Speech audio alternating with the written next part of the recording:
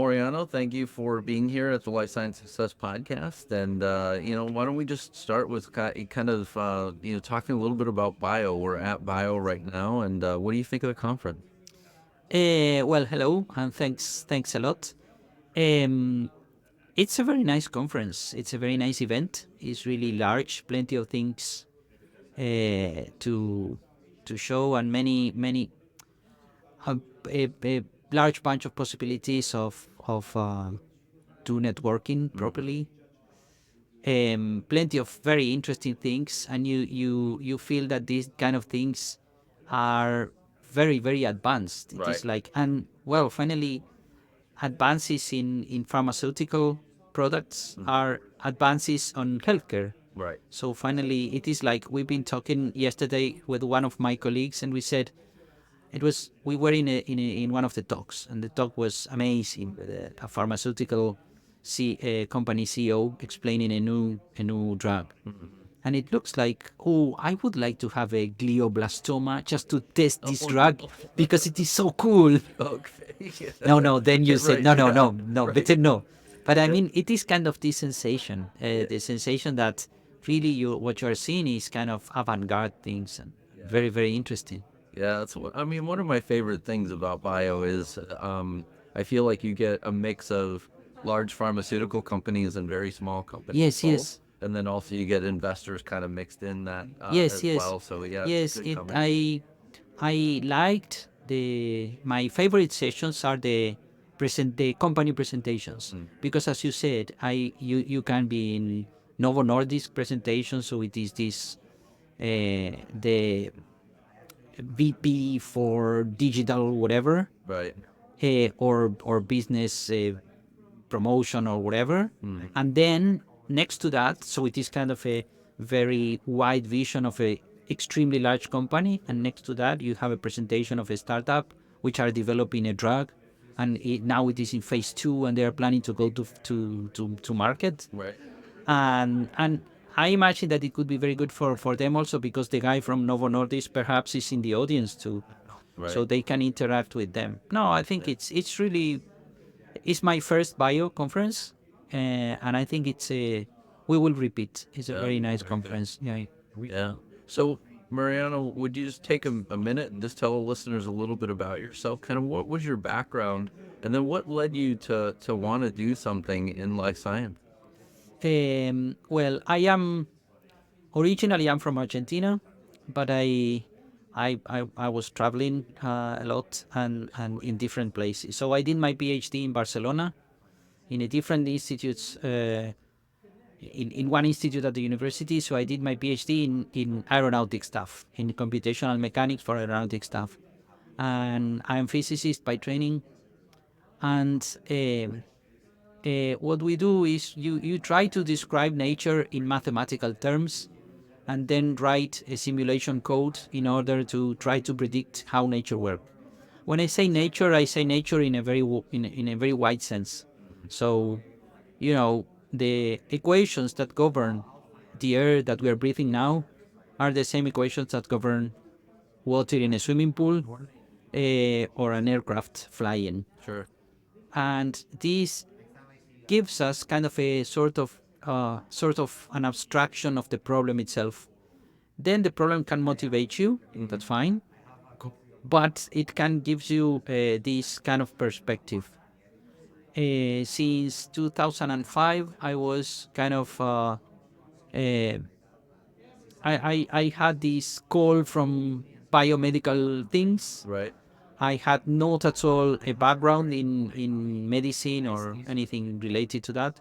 I started to read at the same time that I developed code and methods for biomedical. Those in those years was cardiac electrophysiology. Mm-hmm.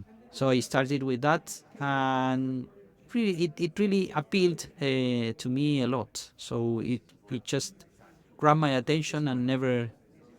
never released it. And since then, it's really it's very nice, because it is very challenging, Mm-hmm. very difficult. There are plenty of things to do and to improve, and it has a very strong social impact. Mm-hmm. Yeah, for sure. And could be very rewarding to know that you touched the life of somebody for sure. Absolutely, absolutely. And for us, sometimes we are by training, we are more on the safe side, let's say, or clean side, let's say, Right. without talking with patients, in the sense that you don't talk with for the aircraft. If you do things for the aircraft, you don't see any aircraft, never. I mean, Right. they are just equations. Um, but when you do these things, it is very motivating and very rewarding to talk with the patients. Yeah. You discover that what you are doing has really an impact on them with the name, and we have some, for instance, some of the investors in the company just came to us because of his son, because his son has a pacemaker. Hmm. And the son said to the father talked to the son and said, look, I'm planning to invest in this company. And the son said, yes, dad, do it. It will be very nice, do it. And so this is very touchy, and it is very nice that you can think that with your effort you can make the life of all of us, because we are patients too, Right. the life of all of us better. Yeah, so I mean, just to touch on it a little bit, right? So I interviewed Christopher Morton, also from Elem, and we had a great conversation about all the different things that kind of help the company grow.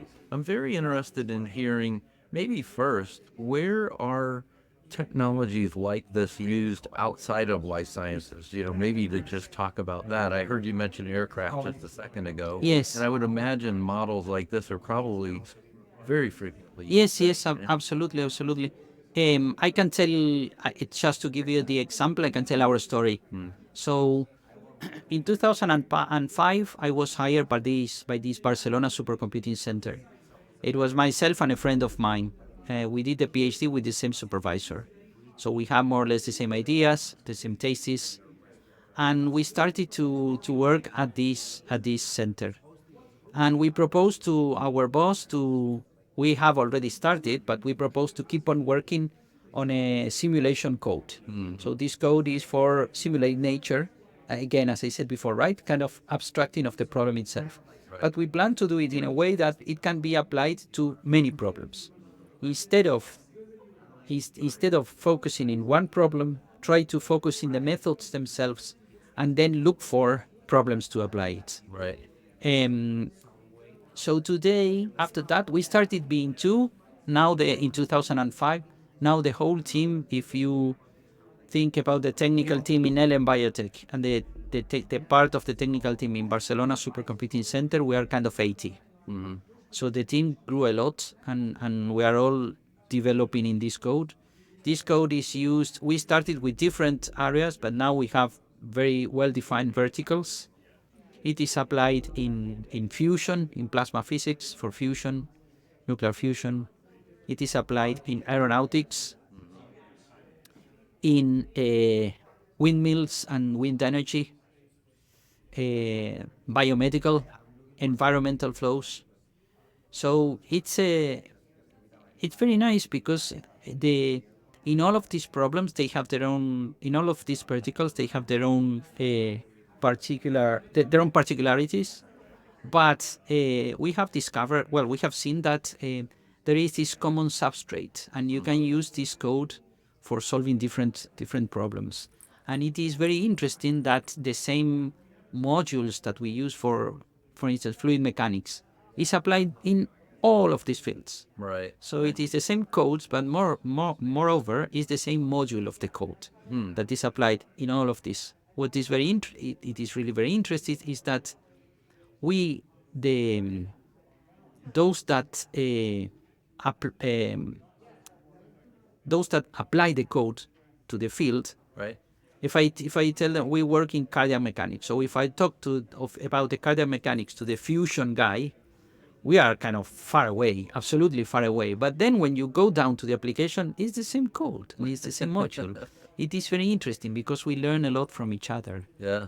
Well, it's got to be interesting as well, just mathematically, to know that it has that sort of close match, right? Because it just sort of indicates again how far away many things are how close many things are to one another, right? That See, yeah. yes, yes, yes, Yeah. absolutely. And this is that's why I like a lot what I did and what I doing. Okay, the motivation to solve the life of the patients is fine, Hmm. but and this is the motivation. Yeah. And the problems are very difficult and are very nice. I like them a lot. I learn a lot and I like a lot. But what I like most, I have to confess, is to program. Sure. So I like to be just programming and developing the method, and then when you program and you see that it is working, you're very happy. So it's kind of a nice combination of mathematics, physics, and computer science, and I like it a Yeah. lot. Yeah. Very good. Tell me a little bit about the evolution of the computing capabilities throughout time. You have to have seen, just some great things happen, and also, what do you sort of envision maybe as the future of where this might go? Hmm. Yes, we have this very strong evolution in the methods themselves. So this is kind of technical and scientific on this side. Mm-hmm. In the validation of the methods, because in order to validate, if you work on plasma physics, you need to have some experimental things that can measure plasma in order to validate what you're doing. Right. And not to mention biomedical sciences. If I need to measure the pressure in an aircraft, I just create around the wing of an aircraft. I can create a model, put it in a wind tunnel, put some probes there and measure it. But I cannot do the same with your heart. Right. So there are plenty of, especially medical imaging techniques that help us to validate the code. Mm. Then at the same time is the evolution of the hardware and programming models. So both Right. of them, hardware and programming models. Hardware is really advancing very fast. When we started in Barcelona Supercomputing Center in 2005, the supercomputer that Chris, I'm sure that Chris told you, it is in a chapel. So a chapel is large. So Right. the computer was inside the chapel. Now the same today, 20 years after that, you can have the same power of that full supercomputer in a chapel in a workstation, Mm. large one, but in a workstation. Right. So this represents a very large advance. In order to also, there were some programming models that help us a lot to improve the to advance. And then there are some disruptive technologies that help us a lot to do things. Let's say, like for instance, AI. Right. We use our thing is mechanistic based. It's not AI, but we use AI a lot for things that are around the solution, for Sure. creating the populations, for analyzing the data. And so AI is really representing a revolution, and we in our field we are using a lot to improve things. Mm. And considering the future, AI will going to keep on. All the other things are going to keep on being developed. And you have this new thing called quantum computer. Sure. So a quantum computer in the future, a quantum computer will not be a standalone thing. Mm-hmm. It will be an accelerator like a GPU. So in the future, like you have in your computer in the phone. So in the future, you are going to have the CPU, the GPU, and the quantum computer module, let's say. And programmers will write their codes in order to at some point when the code is running, at some point the code is going to offload some computations to GPU or to the quantum computer. Right. And this will, on one hand, accelerate a lot of things, but on the other hand, make things more difficult for the programmers and more fun. Yeah. Yeah. Bringing more fun to the programmers Right. is really a challenge, but well, this is where we're going, I think. Yeah, and I mean, the other question that comes to my mind, right, is do you ever see a point in time where either augmented reality or virtual reality could be, something that would be helpful for viewing these models as well? Yes, absolutely. We did every now and then. We discussed with some virtual reality experts. Uh, we never we never materialized these discussions, Right. but it is always that again come periodically because the kind of problems that you solve, to visualize them, to see the results and to understand how the heart beats and why is is difficult. Sure. And it's getting more difficult because we are doing more complex things. So at a certain point it will kind of break the egg and say, look, we need to do this because we are achieving a point in which if we don't do something like that, we will not understand what's happening, Right. and we will not, because I think that virtual reality is basically to help you understand. So, and you can imagine things and try to understand what the visualization that you have at certain point, Right. but it has a limit. Right. So I think that in the I would say relatively near future, we should need start to use these tools. Yes, Yeah. definitely. Yeah, I just envision because Christopher mentioned the different types of say pacemakers that somebody could have and the placement of the probes and things like that. Um, just being able to even from the outside visualize what the impact could actually be on the individual that you're looking at. Would be an interesting use eventually, but I understand there's a technological gap there as well, right? I mean, we're not talking about something that's simply run from a PC and then could be projected on VR Yes, either. So yeah, big yes, challenge. yes, yes, absolutely, absolutely. And especially if you think about the personalization of these sort of tools. If you have to, if the doctor has you are a patient, so you come to the doctor prescribe you some medical images. These medical images, the results of this, from the results of these medical images, they come to us. We generate your virtual patient. We generate different scenarios for the therapy that you require, and then we give this to the doctor. So the doctor is receiving all this information. He or she has to analyze this information. Right. So I think that combining what's coming from the images with this new stuff that it is coming for the virtual you. Right. So the combination of these two things, in order for him to really take profit, would be not just a few tables, Right. but some way of going into your heart and trying to understand what's happening to you and what would be the most optimized Yeah. therapy. Seems so futuristic as well.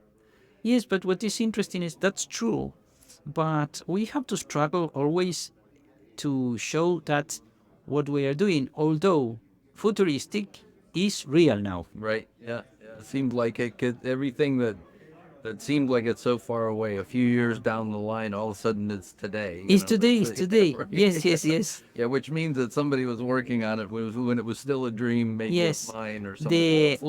what I usually say is that is we are in our particular thing about the Sure. cardiac virtual heart, Hmm. the virtual heart of a person. We are couple of months of making massively used by doctors. The only thing that we need to achieve to these couple of months are resources. If you really have the resources for to accelerate, Right. resources mean more people to work on that, more computing power, data from patients. But we are months, 6 months from Right. that. And if we keep on having the same resources that we have, well, it's going to take 1 year. Yeah. But there are ways of accelerating it. But it is so. If you talk about 1 year, 6 months, this is today. Yeah. Yeah. Yeah. For sure. Hmm. Well, Mauriano, thank you so much for being on the Life Science Success Thanks a podcast. I lot. really appreciated our conversation. I Thanks a really lot. hope that you get a lot out of being here and make some good contacts. And but at the same time, it's great to hear about your technology and to know that it is making the future today. So, Yes, absolutely. It's the future now. right. So thank you for that. Thank you. Thanks a lot for your interest.